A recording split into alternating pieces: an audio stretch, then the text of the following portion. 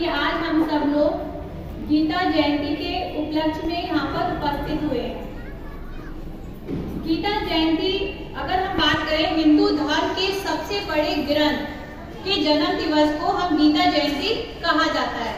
और हिंदू धर्म में सबसे बड़ा ग्रंथ है हमारी भगवत गीता, जिसके बारे में हिंदू धर्म में हर व्यक्ति जानता है और उसकी महत्ता को भी हम जानते हैं कि वो हमारे लिए, हमारे जीवन के लिए कितना महत्वपूर्ण है। हिंदू समाज में इसका सबसे ऊपर स्थान माना जाता है। भगवत गीता स्वयं श्री कृष्ण ने अर्जुन को सुनाई थी।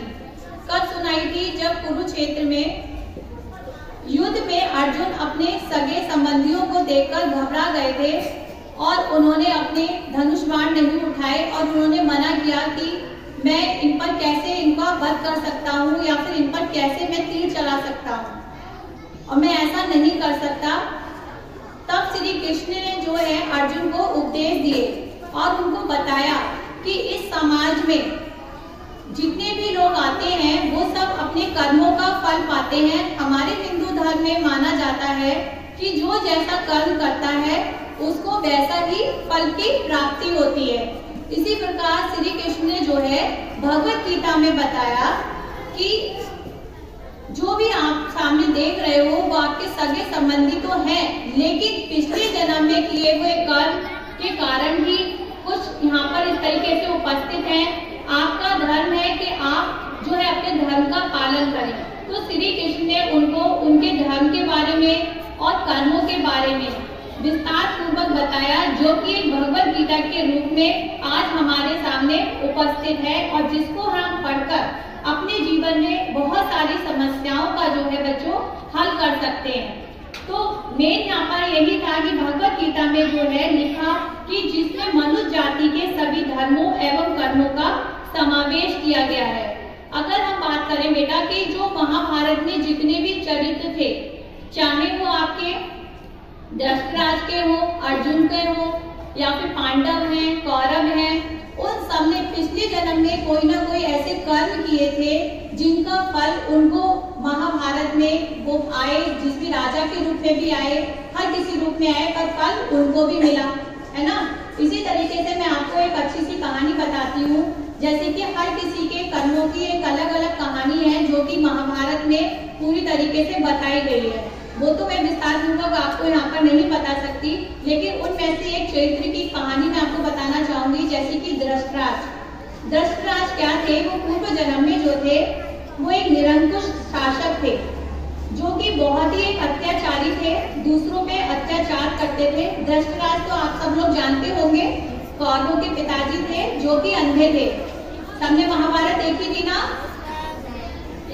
तो लोग पिछले जन्म में वो क्या थे? वो तब भी एक निरंकुश शासक थे और वो बहुत ही अत्याचारी थे। एक बार क्या हुआ, वो बाहर अपने शिकार पे गए थे खेलने के लिए।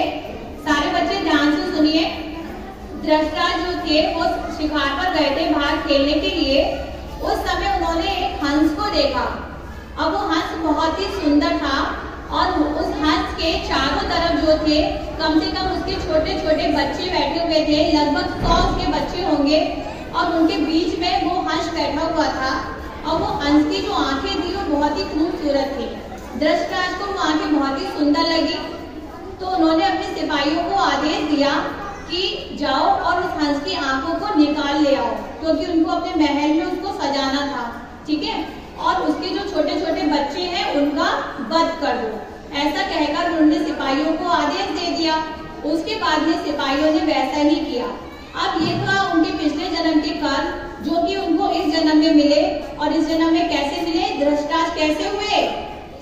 अंधे हुए। उनको आंखें नहीं मिली कि वो दुनिया को देख पाते। और जो उन्होंने हंस के जो छोटे छोटे बच्चों का वध करवाया था वो उनके खुद के 100 कौरव थे, जिनका पूरी की तरीके से वंश जाने की खत्म हो गया। 100 कौरवों का वध किसने किया था बच्चों? जी। तो इसी तरीके से उनके पूर्व जन्म के कर्मों का फल उनको उनके दूसरे जन्म में मिला, क्योंकि उन्होंने भी किसी के परिवार को खत्म किया था, है ना। इसी तरीके से हमारे हिंदू धर्म में भी कहते हैं कि जो जैसा कर्म करता है उसको वैसा फल अवश्य मिलता है। तो इसी तरीके से अर्जुन है, कृष्ण है और जितने भी हमारे इसमें महाभारत में चरित्र हैं उन सबकी कहीं ना कहीं उसके पीछे एक कहानी है, ठीक है। और कुछ महाभारत के चरित्र का आज आप लोग देखेंगे, दृश्य देखेंगे, छोटे छोटे बच्चे जो हैं वो बहुत ही अच्छे से, कोई द्रौपदी, कोई राधा, कृष्ण, सब अपने अपने रूप में अपनी अपनी लीलाएं आपको दिखाएंगे। चलिए, धन्यवाद।